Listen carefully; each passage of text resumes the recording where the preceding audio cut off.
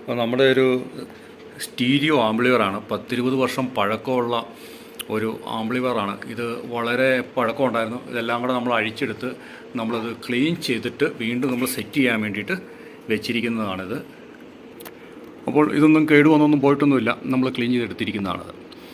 അപ്പോൾ ഇത് എങ്ങനെയാണ് ഇതിൻ്റെ സെറ്റപ്പ് പരിപാടികൾ, എങ്ങനെയാണ് ക്ലീൻ ചെയ്തെടുക്കുന്നത്, അങ്ങനെയൊക്കെയുള്ള ആംപ്ലിഫയർ നമ്മൾ തുറന്നിപ്പോൾ ക്ലീൻ ചെയ്യുന്നില്ല. നമ്മൾ ബോക്സുകൾ, സൗണ്ട് ബോക്സിൽ നിന്ന് വഴക്കം വന്നിട്ട് എൻ്റെ പലകയെല്ലാം പോയിട്ട് നമ്മൾ എടുത്തിരിക്കുന്നതാണ്. അതൊക്കെ ക്ലീൻ ചെയ്ത് എങ്ങനെ എടുക്കുന്നുള്ള വീഡിയോ ആണ് നിങ്ങളിനി കാണിക്കാനായിട്ട് പോകുന്നു. Okay, thanks.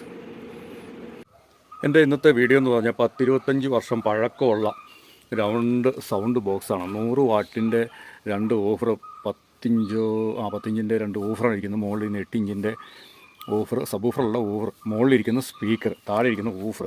അങ്ങനെ അത്രയും വർഷം പഴക്കമുള്ള ഒരു സൗണ്ട് ബോക്സാണ്. ഇതെല്ലാം പഴക്കം കൊണ്ടെല്ലാം പൊട്ടി നാശമായിട്ടിരിക്കുവാണ്. ഇതെല്ലാം ദ്രവിച്ച്